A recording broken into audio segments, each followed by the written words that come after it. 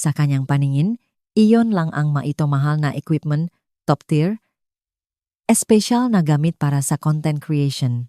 Ilang taon na akong namuhunan sa mga kamera, ilaw, rigs, editing software, at iba pang tools na iniingatan ko na parang ginto dahil iyon ang pundasyon ng negosyo ko, trabaho ko, at kalayaan ko. Para sa kanya, basta nakahiga lang iyon sa bahay. At sa kanya na rin dahil parte siya ng pamilya. Kaya nang pumasok ako sa maliit na studio sa likod bahay noong araw na iyon at nakita si Marco, ang asawa ng kapatid ko, na gumagamit ng aking pulang kamera rig ng walang paalam, na inilagay ng walang ingat sa isang lumang upuan habang kinukunan. Niya ang introeng kanyang low-quality vlog, na walan akong kontrol. Ibaba mo iyan, sabi ko agad, na tense na.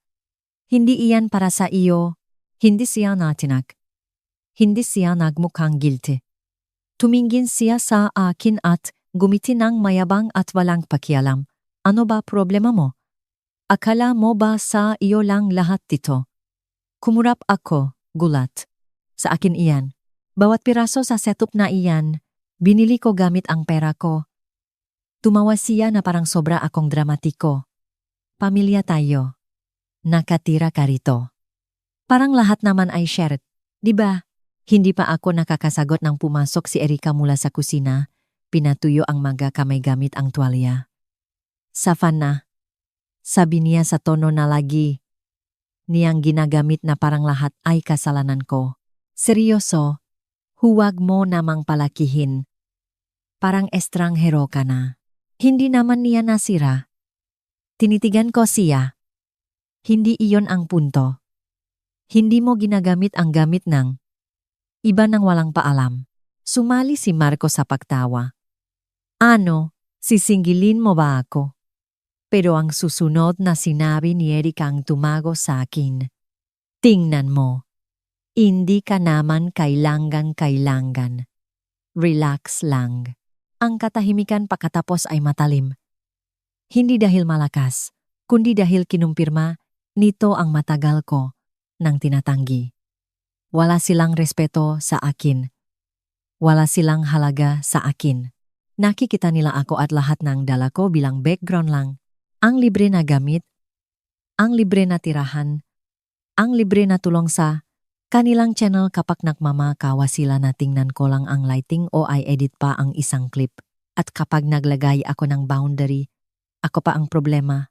Nang gabing iyon, hindi ako nag-argumento. Hindi ako nagsabunot ngang pinto o humingi ngang paumanhin. Naghintay lang ako hanggang makatulog sila. Pagkatapos, nagmaneho ako papunta sa aking storage unit sa ibang barangay, ang hindi nila alam na umiiral at nagsimulang ayusin ang mga dadalhin ko pauwi. Serial numbers, resibo ang pagbili, backup drives lahat ay nakatsatalok dahil hindi lang gamit ang binili ko ang control. At kung akala nila sobra akong nag-react, malalaman na nila ang pagkakaiba ang pagsering espasyo at pagmamayari sa pundasyon kung saan ito itinayo. Inalis ko ang lahat ng naambek ko sa kanilang studio. Mga ilaw, cable, memory cards, pangunahing editing laptop ko, license keys, audio panels, pati ang boom arm na nasira ni Marco at tahimik kong inayos. Pero hindi ko iniwan itong walang laman. Ang iniwan ko ay mas nakakasakit pa. Isang serye ngang maayos na nalabel na folders sa kanilang desktop. Ang galumang email. Kontratangang partnership na nasa pangalan ko, hindi na bayarang tax filings lahat ay nasa isang lugar. Akala nila peti ako, pero toro ako. Dahil hindi ito tungkol sa paghihiganti. Ito ay paalala kung sino ang naktayo nito, kung sino ang nag-maintain, at ano ang mangyayari kapag itinulak mo ang taong humahawak sa bubong sa ibabaw ng ulo mo. Ako si Savannah, at mula saan man kayo nanonood nito, manatili kayo sa akin. Dahil nang sabihin nila na hindi ako kailangan, nagpasya akong ipakita sa kanila kung ano talaga ang ibig sabihin nun. Hindi nagsimula sa mangang loop. Nagsimula ito sa kabutihan. Nang tanungin ni Erika kung makakatulong ako sa asawa niyang si Marco na mag-set up ng kanyang media brand, sumang-ayon ako ng walang pag-alinlangan. Kapatid ko siya, Sinusubukan niyang maglunsad ng isang bagay. Sabi niya, vlog? YouTube channel? Lifestyle content brand siguro. Sa madaling salita, may pangarap siya pero walang alam kung paano isagawa. May tools ako.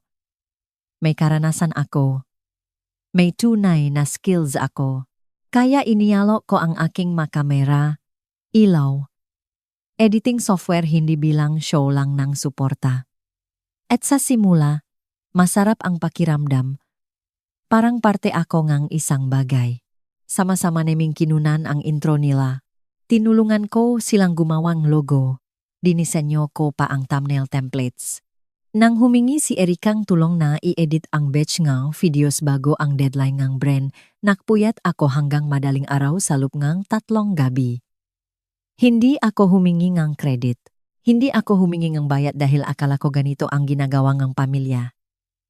Nagpapakita sila. Kaya patuloy akong nagpakita hanggang isang araw ay napansin ko ang kakaiba sa bagong About Us page ng kanilang website. Wala akong nabanggit. Kahit isang beses. Isinula ni Marco na siya ang nagtayo ng studio mula sa wala gamit lang ang vision at sipag. Vision? Naman. Sipag. Siguro. Pero ang equipment, software, licenses, connections, lahat sa akin. Gayumpaman, hinayaan ko na lang. Nang makakuha sila ng unang sponsorship deal, nagdiwang ako kasama nila. Nang makakuha sila ng unang brand shoot, inialok ko ang aking lenses ng walang dalawang isip. Pero unti-unti, may nagbago. Tumigil si Marco sa pahingingang paalam bago gamitin ang mabagay. Tumigil si Erika sa pagpapasalamat sa akin. Makikita ko ang aking SD card na nakakalat sa sahig. Inilipat ang editing projects mula sa aking drive patungo sa kanila. Isang araw, nahuli ko silang na-upload ng isa sa aking tutorial clips na may dub na boses niya. Walang permiso, walang banggit, wala, dahan-dahan kong binanggit, sinubukang maging profesional. Nakibit balikat si Marco. Content lang naman iyan, di ba? Relax lang. At si Erika, palagi siyang nasa tabi niya. Kapag nagpahayag akong pag-alala, inakusahan niya akong teritorial. Kapag humingi ako ng mayos na boundaries, sabi niya, ginagawa mo itong weird, pamilya tayo. At nang sabihin ko sa kanila na magsisimula na akong maningil para sa oras at gamit ko, doon niya binikas ang linya na nakatatak sa akin na parang tinik sa balat. Hindi ka naman kailangan. Dun ko napagtanto na hindi nila ako nakikita bilang partner o kahit kapatid. Nakikita nila ako bilang infrastruktura. Isang plugin. Isang resource hindi mahalaga. Basta available. Dun nagbago ang lahat at ang babaeng kanilang minamaliit ay nagsimulang gawin ang dapat niyang ginawa mula pa, simula proteksyonan ang kanyang investment. Nagsimulang mangolekta ako ang documentation, invoices, kontrata, threat ng messages kung saan ako lang ang dahilan kung bakit natuloy, ang isang deal, screenshots ng pahingi ni Marco ang isang huling libre na edit, emails kung saan ipinangako ni Erika ang oras ko bilang parte ng kanilang full package. Hindi ako gusto ngang pahihiganti. Gusto kong linaw at binibigay nila ito sa akin linya-linya, kasinungalingan. Dahil kapag kinuha ngang isang tao ang itinayo mo at inilagay ang pangalan nila, hindi ka sumisigaw kumakalas ka, nagahanda, at saka mo hihilahin ang plug. Kapag matagal ka nang minamaliit, natututo kang maghanda sa katahimikan. Kaya may storage unit ako, inupahan ko ito 1 taon bago ko ito kailanganin. Noong una kong naramdaman ang pagbabago sa tono ni Erika, ang unti-anting paglakingan entitlement sa mga mata ni Marco. Hindi ako nagsalita tungkol dito, pero nagsimulang magduplicate akong files, magdokumentong serial numbers, makuhang litratong resibo, lahat ng may pangalan ko, lahat ng pag-ari ko. Nakalog at naka-backup. Tuwing hihiram si Marco ng walang paalam, sinusulat ko. Tuwing sasabihin ni Erika na atin ang maambak ko, idinagdag ko sa folder na mga liabilities na pagsisisihan nila. Kayo nang makmaneho ako patunguro ng gabing iyon pagkatapos nilang sabihin na hindi ako kailangan, hindi ako nakakandara pa. Nak-execute ako. Binuksan ko ang unit isang malinis, climate control na silid na punong shelves, plastic crates at mayos na labelet na bins at ngumiti ako dahil lahat ng kailangan ko ay nakahanda na. Dinala ko ang aking van at tahimik na inayos ang aking equipment mula sa kanilang studio. Ang mga camera, lenses, stabilizers, ang 50,000 na lighting rig na sinasabi nilang iniwan lang ng kaibigan. Inimpake ko ang mga mic, audio interfaces, pati ang studio chair na binili ko dahil nagrereklamo si Marco tungkol sa kanyang likod. Wala akong iniwan na hindi ko kailangang iwan maliban sa hard drive na may label na Final Draft. Sa loop drive na iyon ay mga folder na hindi nila kailanman tiningnan dahil akala nila lahat ay sa kanila na. Pero ang iniwan ko ay isang digital landmine. Folder 1, mga hindi nabayarang invoices, bawat serbisyo na libre kong ginawa. Ngayon ay naitimize na may market rates at timestamps. Folder 2, license na mag-expire sa Marso 31 dahil ang software na ginagamit nila araw-araw ay nakaregister sa account ng aking kumpanya at nakaset na mag-deactivate sa katapusan ng buwan. Folder 3, taxes, ang kanilang earnings spreadsheet, unreported gifted equipment at screenshots ng shady affiliate deals na na-compile ng may katumpakan. Folder 4, brands, PDFs ng emails kung saan ako ang nakipag-negotiate ng partnership sa pangalan ko at kinuha ni Marco ang credit. Ilan pa rin ongoing, ilan ay may breach of contract clauses.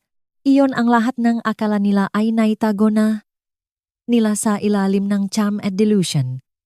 At ngayon ay nandun na ito, nakasindi sa harap-harapan. Hindi ko ito itinago. Gusto kong makita nila ito, maintindihan kung ano ang pakiramdam na harapin ang katotohanan pagkatapos makunwaring hindi ito totoo. Iniwan ko pa ang isang post-it sa monitor na nagsasabing, "Tama kayo, hindi ko naman pag-ari lahat, pero ang lahat ng talagang mahalaga, at pagkatapos ay lumabas ako, nakmanyo pauvay. Inayos ang kamot sa aking malinis at mayos na espasyo, nakbuhos na baso na kapa, at natulok na parang babang ibinalik ang korona sa tamang ulo. Dahil hindi nila ako nakita bilang banta, ako lang ang mapagkakatiwalaang kapatid. Ang background asset, ang mahinang boses na pwede nilang balewalain. Pero nang magsimula akong kumilos, nayanig ang lahat ng kinatatayuan nila at ang pinakamaganda, hindi pa nila nabubuksan ang mga files pero gagawin nila. Hindi. Agad napansin ni Marco na nawawala ang gamit. Kinabukasan, nag-live siya sa Instagram para i-hype ang isang malaking announcement. Na-exceed ang mga followers niya sa content drop, bagong video, baka podcast deal. Ang hindi niya inasahan, walang laman na studio, walang ilaw, walang mic, walang kamera, basta likot bahay na puno ng extension cords, tripods na walang ulo, at isang tahimik na blinking laptop na hindi mabuksan ang kanilang project files. Alam ko dahil nag-text si Erika sa akin 14 minuto pagkatapos ng kanyang meltdown. Nasaan lahat ng gamit? Inilipat mo ba para linisin o ano? Hindi ako nag-reply. Sa halip, binuksan ko ang Instagram at nagpost ng isang story update sa aking profesional na account. Studio Mic. Simula ngayon, wala na akong koneksyon sa channel na iyon. Lahat ng brand at business inquiries ay maring diretso sa akin. Abangan niyo. Walang paliwanag. Walang drama. Basta linaw. At iyon lang ang kailangan. Sumabog ang aking DMs. Isang rep mula sa isa sa pinakamalaking vlogging platforms ang nag-message, "Teka, ikaw pala ang nasa likod ng editing at video quality nila. Pwede ba tayong mag-usap?" Isang maliit na tech brand ang nag-reply sa aking story. "Matagal na naming sinusubukan makipag-ugnayan. Ikaw ang humahawa ng deals? Di ba? Ginugol ko ang susunod na 3 oras. Sa matotoong tawag, hindi pamilya fa-force. Hindi backdoor work ma-deal. Dahil ang toto, alam ng lahat kung sino ang nagpapaganang content na iyon. Ako ang malinis na cuts, ang smooth na audio, ang profesional na emails, ang tahimik na brilliance na walang na-credit hanggang ngayon. Samantala, tumawag si Erika ng 3 beses. Tumawag si Marco ng 2 beses. Walang voicemail, walang paumanhin, basta desperate na katahimikan sa linya. Sinubukan pa nilang i-tag ako sa isang lumang litrato na may forced caption. Love our creative team. Excited to regroup and come back stronger. I report ko ang post. Tinanggal ito ng Instagram dahil sa impersonation at misuse of identity. Pagkatapos ay nagpadala ako sa kanila ng formal letter na isinulat NJ, aking abogado, na address sa brand email nila. Simple, professional, bullet-pointed. Wala na akong koneksyon. Anumang content na dating ko created ay protektado ng copyright sa ilalim ng aking LLC. Anumang pagtatangka na i-monetize ang aking materials o likeness ay magreresulta sa legal action. Walang fluff. At para lang sa kasiyahan, ay dinagdag ko ang clause na hindi nila napansin sa isa sa aming pinakamaagang brand partnership documents, ang kung saan ako ang nagpapanatili ng 100% back-end licensing rights sa lahat ng content na kinunan gamit ang aking equipment na nangangahulugang wala silang magagamit. Hindi nila ma-re-upload, hindi nila ma-re-edit, hindi nila ma-recycle ang lumang footage ng walang panganib sa kaso. At bigla, wala na silang kahit ano. Walang brand, walang imahe, walang gamit, walang goodwill. Basta 2 tao sa isang madilim na likod bahay at ang unti-anting pakaunawa na ang tahimik na dalaga na kanilang itinulak palabas ay ang makinabuong panahon.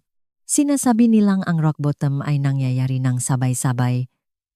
Pero para kina Erika at Marco, nangyari ito sa real time.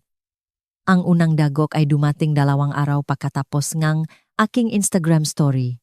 Sinubukan ni Marco na ma-film ngang video gamit ang kanyang phone, naglalakat sa kanilang studio at sinasabing undergoing upgrade sila. Gumamit siya ngang natural light. Umalingaw-ngaw ang boses niya. Ang maanino ay tumagos sa mukha niya na parang mismong mundo ang sumasabotahe sa take. Sumabog ang comment section. Bakit parang basement na ngayon?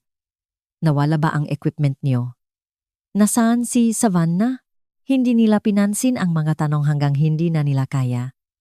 Sa linggong iyon din, 2 brands ang direktang lumapit sa akin. Pareho ay may deal sa channel, pero sa akin lang dumaan. Nang malaman nilang wala na akong kasali, umatras sila.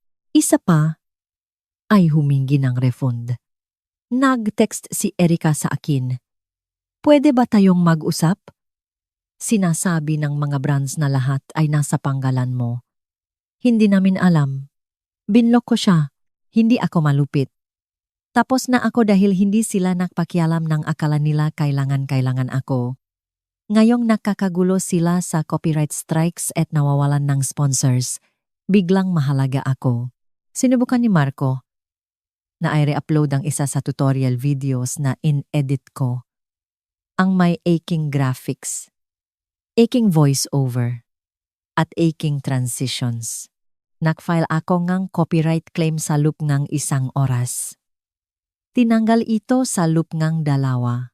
Sinubukan niya ulit na may bagong watermark. Sinaktan ko siyang isa pang claim.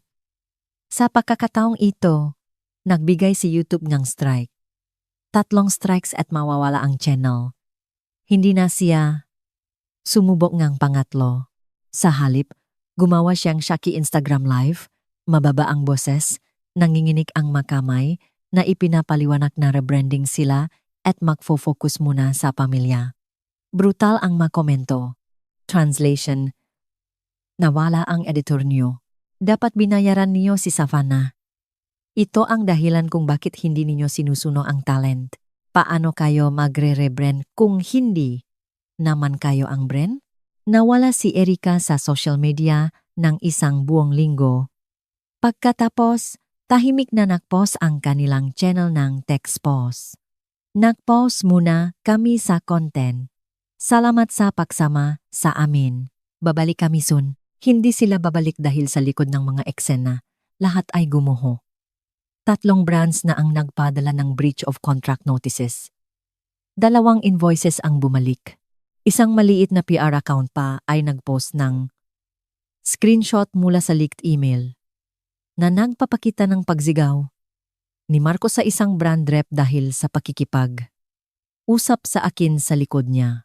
Ang email na iyon ay mula sa folder na iniwan ko sa kanilang hard drive na may malinaw na label na basahin kung feeling entitled kayo. Hindi ko alam kung sino sa kanila ang nagbukas. Pero alam kong nabasa nila dahil iyon ang araw na nilinis ang buong channel ng content, pinunasan, at bigla na lang 2 taon ng fake na kinang at secondhand na glory nawala. Samantala, ako ay pumipirma ng licensing deal sa isang media company na gustong gamitin ang aking orihinal na tutorial sa kanilang digital learning platform. Parehong videos na tinawag ni Marco na basic noon. Ngayon ay may halagang P2, 5 million para sa exclusive use. Nakakatawa kung paano gumagana ang linaw sa hindsight. Akala nila ninanakaw nila ang aking tools. Ang talagang ninakaw nila ay oras. At kinuha ko ito, pabalik frame by frame, file by file. At ngayon ay hindi na sila makapagsalita ang isang pangungusap nang wala ako. Hindi makapaklight ng shot ng hindi mukhang baguhan. Hindi makapag-rebuild ng brand ng hindi nahaharap sa aninong babaeng kanilang minamaliit. At ang aninong iyon ay ngayon ang pangunahing karakter. Ang bagyo na kanilang kinatatakutan ay ang bagyong kanilang ginawa. Hindi lang nila inakala na darating ito sa anyo ng sobre o email o formal na audit request. Tingnan mo. Nang iniwan ko ang mga label na folders sa kanilang desktop, hindi ako dramatiko. Binigyan ko silang grace period, pagkakataon na tanggapin ang kanilang gulo. Hindi nila ginawa, kaya ipinasa ko ito sa isang taong gagawin, gamit ang anonymous na email account. Ipinadala ko ang folder na Taxes and Partnerships sa 2 address. Ang multipline at isang corporate compliance officer mula sa brand na kanilang ginamit ang fake invoices. Hindi palumipas ang 1 linggo. Una ang inbox ni Marco ang sumabog. Flagged emails, urgent notifications, requests for tax documentation para sa 2021-2022 at kasalukuyang quarter. Walang tigil ang pagvibraten na phone ni Erika. Opisyal na silang iniimbestigahan para sa unreported income, fraudulent deductions, at illegal na paggamit ng personal equipment na inangkin bilang business-owned katulad ng sa akin, na akin nang na-reclaim at na-dokumento bilang hindi business property. Nakaupo ako sa kusina ko. Nag-scroll sa mga screenshots na ipinadala ng mataw sa akin. Girl, tungkol ba ito sa kapatid mo? Tingnan mo sa Reddit. Nakita mo ba ang thread tungkol sa creator scams? Ang tax drama nila ay nasa lahat na. Isang anonymous na account. Malamang na disgruntled na intern o ex-sponsor ang nag-leak ng DMs, voice messages at emails mula sa kanilang lumang partnership portal. Zimako na humihingi ng libre na produkto. Si Erika na nagpapanggap na content manager nila ako. Mga fake numbers na ipinadala sa brands.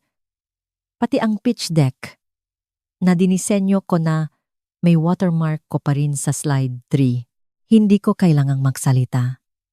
Ginawa na ito ang internet para sa akin. Isang post sa partikular ang naging viral. Lumalabas na ang tahimik na dalaga sa likod ng kamera ang dahilan kung bakit gumana ang buong brand. Umalis siya at ngayon ay nahaharap sila sa legal hit, walang clients at walang alam. Nagkomento ang isa pang user, hindi mo pwedeng itaboy ang taga-buo sa bahay at magtaka kung bakit gumuho ang pader. Eksakto. Itinayo nila ang kanilang imperyo sa aking katahimikan. Ngayon, ang katahimikang iyon ay naging sandata hindi sa galit, kundi sa ebidensya. Ilang araw pagkatapos nag-post si Erica ng notes app apology sa Instagram. Nagkamali kami. Kinuha namin ang mga tao ng walang pasasalamat. Buwang-buo kaming nakikipagtulungan sa audit at ginagawa ang lahat para magpatuloy ng may katapatan at pananagutan. Translation, nahuli kami. Si Marco, wala pa ring pampublikong salita, pero pribado. Nag-email siya sa akin. Subject, usap, yun lang. Walang body, walang paumanhin, walang paliwanag. Hindi ipinadala ko ito sa aking abogado. Hayaan siyang hawakan dahil hindi na ito ang cleanup job ko. Hindi na dapat naging ganito. Sila ang nag-forge ng fake na impluensya, ginamit ang aking labor, at nagpatakbo ng shady na brand sa likod ng aking trabaho.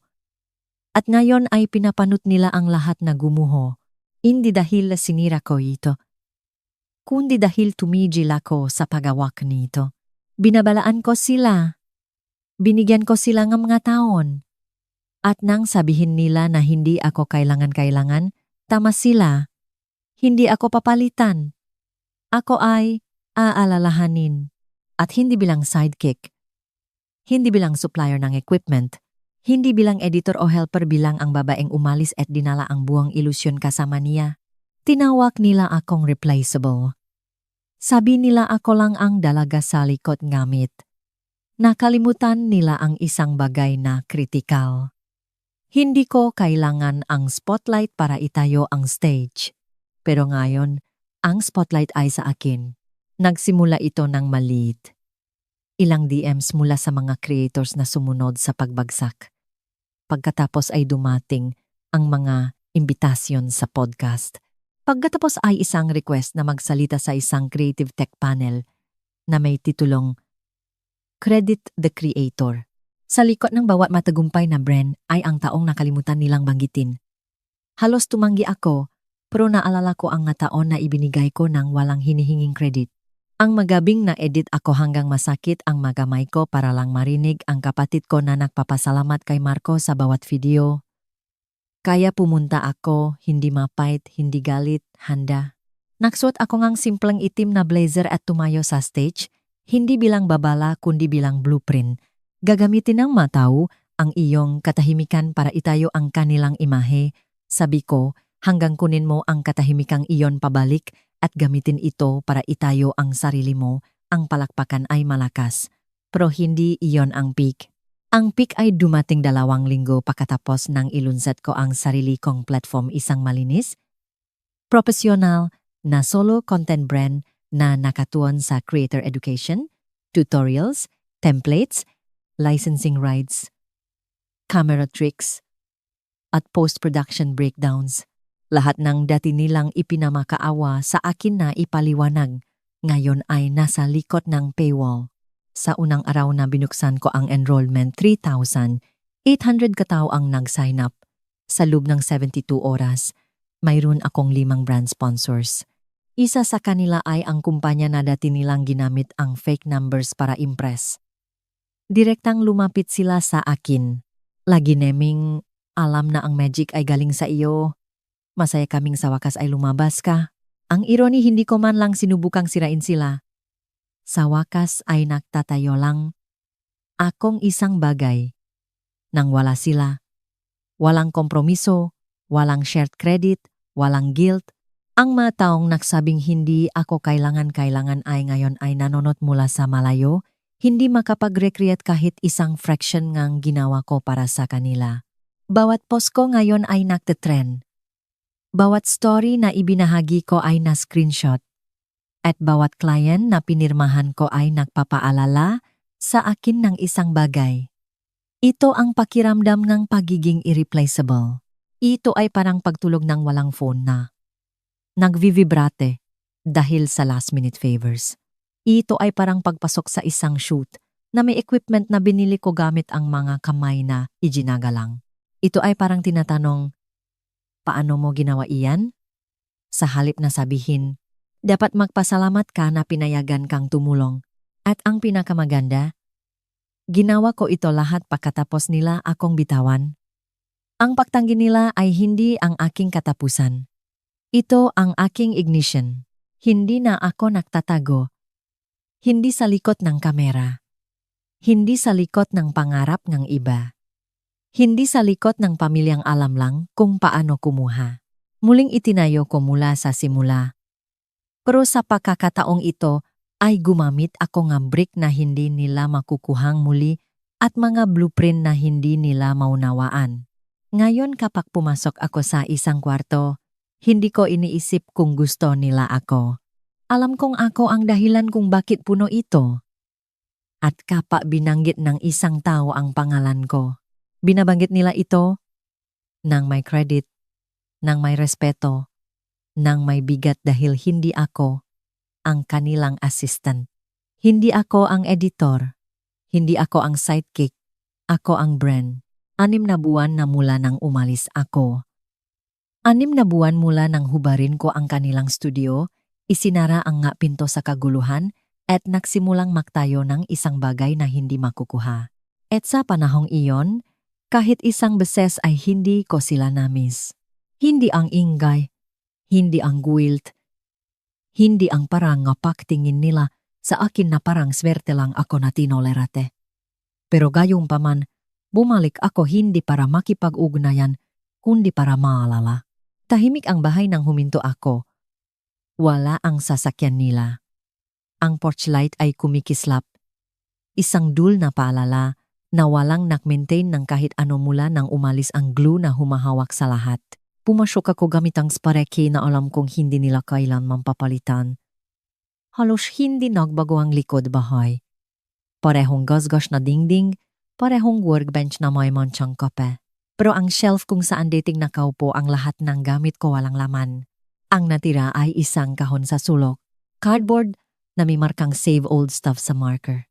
Dahan-dahan kong binuksan. Sa loob ay random na mix ng mga bagay, isang sirang tripod leg, isang scratched na lens cap, ilang magulong kabol.